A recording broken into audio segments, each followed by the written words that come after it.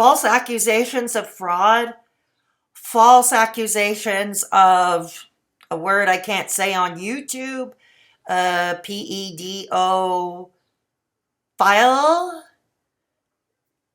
Was Ethan Klein of H3H3 responsible for G Fuel ending their sponsorship with Keemstar? His channel drama alert. Was Keemstar responsible, at least in part, for Etika's passing last summer? For the answer to these questions and my thoughts and my opinions on this subject are coming up as soon as humanly possible. Hey kids, straight talking Fedora Chic here, and welcome to the channel. If you are new here, we are a storytime / social commentary channel. We focus a lot on mental health, but not exclusively social issues of the day. If you're into that kind of thing, please consider subscribing and hit that little bell thingy below so you can be notified every time I upload or go live. But I am going to give a brief review of my thoughts of Ethan Klein, aka H3H3 Productions, a video about Keemstar titled simply Content Nuke. Yeah, it's a 45 minute video, so it is long, but it has good production value, so it's not just a simple talking head video of Ethan talking about everything. And Ethan Klein does a good job of itemizing all of Keemstar's sins. And so this video, I have no intention for it to go long. I'm just going to some highlights that stuck out in my mind. I have always thought Keemstar to be quite vile, largely because he doesn't believe in mental illness. The cure to depression in his head, in Keemstar's head, just work a little harder. Yeah, we'll get to that shortly. Keemstar accused Ethan of aka H3H3 Productions of fraud, and it was a false accusation. It had to deal with some deal he had with Starbreeze, a creator of a game called Payday 2.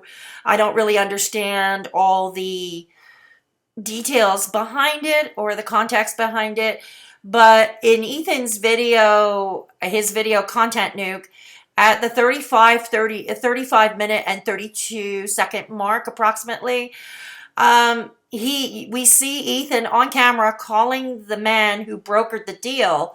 See Ethan on the phone with the man from Starbreeze. Ethan confirming in the video with this man who brokered the deal that Ethan did not commit fraud. So clearing his own name, that was straightforward enough. But Keemstar fancies himself a journalist, go figure. It's yellow journalism, really. Okay, like Kiwi Farms. He makes the National Enquirer look respectable. Wow. Okay. So anyways, the other thing he accused a man of pedophilia. Oh, word I wasn't supposed to say, but anyways. It was a man named Tony, an elderly gentleman who is a gamer, plays the game, who is a gamer. He has a YouTube channel called RS Glory and Gold. And Keemstar in 2016, after the first time it happened, keep in mind, Tony, the old man, was called that word after a picture of somebody wanted for that crime that bore an uncanny resemblance to him, I suppose. But it was based on a picture nonetheless, and Keemstar seemed to have nothing to go on at the time when he was accused. But no matter, the old man Tony, for several years, trolls were hounding him. They were sending threats to him, basically making his life a living hell. Keemstar in 2017, he makes himself sound contrite And he gets these brief bouts where he plays the contrite person, but it never lasts long, ever. Never. So that just to give you a good idea of what he does and what he's about. And why do people still watch him? I mean, that kind of entertainment, I think Keemstar likes to fancy himself as the shock jock of YouTube. And it is entirely possible that's exactly what he is. But anyways, I see him as far worse. Sorry, not Ethan. Keemstar does a reaction to Ethan's video. That I will not be pinning in the pinned comment below. I'm sure it's easily found if anybody wants to watch it.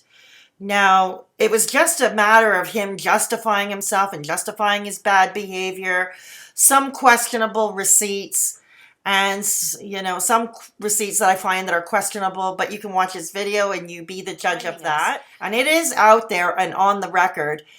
Keemstar's own words, video clips, tweets, what have you. Keemstar's views on mental illness. He believes it's not real. All it's required is a little hard work.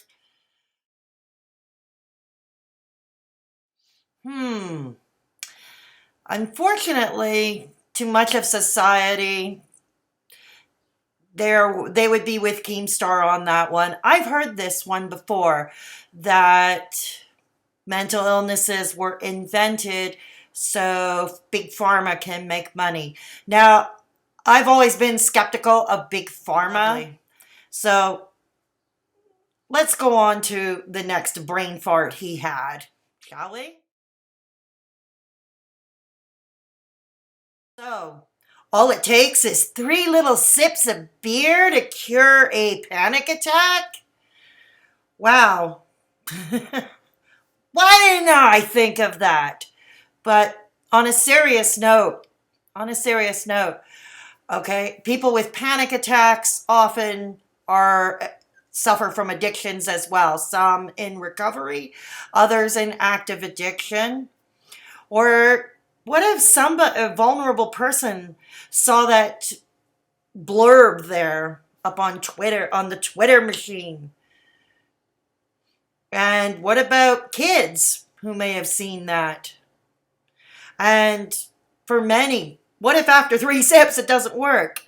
Now, if somebody is having a panic attack, it affects you physically, you're breathing too fast, you're hyperventilating. I really don't need to go into this, but I shouldn't, but I will anyway, just briefly. Drinking water is a bit of a challenge because odds are you're going to choke. But take 3 sips of beer. What if it takes more sips than that? And what if somebody becomes an alcoholic because of it? The message ingrained here, have a drink. Every time you have a panic attack or every time you don't feel good, have a drink. What kind of message further perpetuates that those who suffer from social anxiety, once again, to him it's not real, it's another way for Big Pharma to make money. But he thinks basically somebody with mental illness is weak, as it says in the first tweet I showed. And it doesn't mean you're weak at all. If anything, people with mental illness are stronger than a lot of people might think that we are. Maybe because we bore more trauma than a lot of others hadn't. Maybe we had different unpleasant, to put it mildly, experiences in life and survived to tell the tale. And others were fortunate enough to not have those experiences. Again, this is all stuff I don't really need to get into. But it falls under the heading of how not to deal with somebody who is suffering from mental illness. Keemstar is the classic example of that.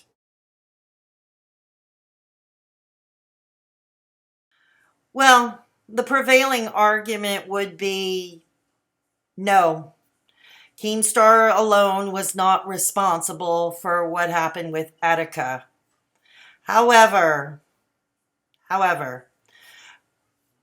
it bears the question, was he indirectly responsible? Was he the straw that broke the proverbial camel's back? And the short answer for me, in my opinion, would be yes. Now, the longer answer would be, of course, he is not alone responsible, not even close. If one understands mental illness or a diagnosis like bipolar disorder, which I believe Etika was diagnosed with, and obviously we've seen from Etika's family and his girlfriend, they alone do not blame Keemstar for what happened, because who would know Etika best than them? And since he was open about his mental illness, Etika that is, and there were some displays of when he was not doing well on camera, be it an be it Twitch stream, be it YouTube. He has been like that for a long time. It's possible he expressed suicidal ideations before in the past. So it's not something that somebody caused alone. Nobody could. However, I think Keemstar, in my opinion, needs to be held to account, because I really do believe, in my opinion, he was the proverbial straw that broke the camel's back. Now, let's remember that Keemstar, in his own words, believes in doxxing, and he has no problems with doxxing, and you'll see that in Ethan's video. And yes, Etika's hospital, where he was staying at, was also doxxed. So, how low does anybody have to go?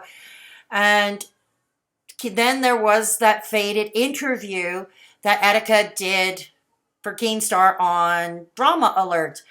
And yes, it must be mentioned that Etika was a fan of Drama Alert, and he was a fan of Keemstar. Keemstar called him friend, supposedly, his homie. But, in all honesty, with friends like that, who the hell needs enemies? Nonetheless, Etika wanted to do the interview. He wanted to go on Drama Alert. So, yes, okay.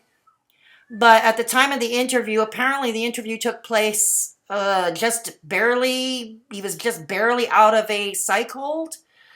So already he would have been quite vulnerable mentally, perhaps even physically.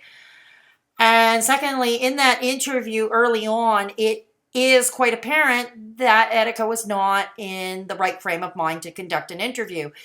Keemstar, as he likes to fancy himself a journalist, should have known better, and he should have been responsible enough to cut that interview short, reschedule another time when perhaps Etika would be doing a little bit better and more in the mind frame to do an interview, where he would be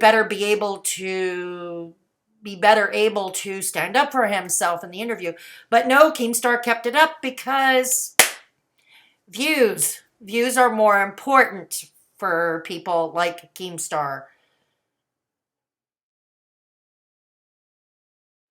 Now, while Ethan mentioned the sponsorship with G Fuel and Keemstar quite often in his video contentnuke, it's hard not to mention that, because it appears that Keemstar and G Fuel have a long-standing business relationship, and you can't get through a Keemstar video without seeing G Fuel on his desk, G Fuel on his hat.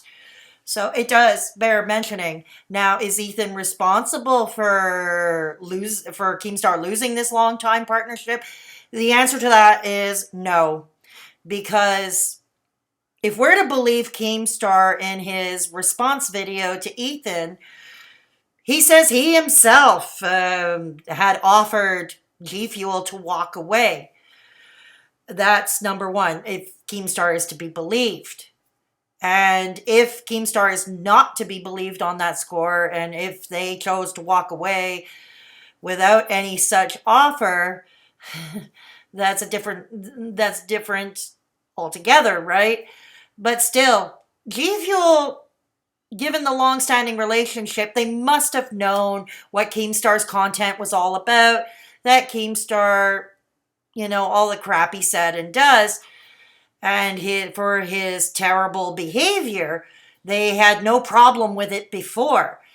Now, does G Fuel feel right now that this could be a PR nightmare? Now, of course, who knows? G Fuel didn't seem to mind Keemstar's questionable behavior before.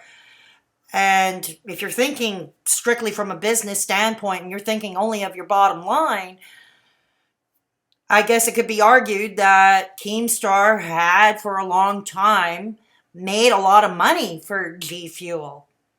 And that's why they stuck by him. Or now why they're gone now, again, is this a new PR nightmare they can live without? Or maybe they weren't making the money before that they were making before with Keemstar and they were looking for a way out. We'll never know. But the bottom line is, no, Ethan is not responsible for the loss of the sponsorship. Keemstar is not a friend. He has shown himself to not be a friend to anybody, especially not the vulnerable. He does not believe in mental illness. He further perpetuates the stigma of mental illness as a matter of fact.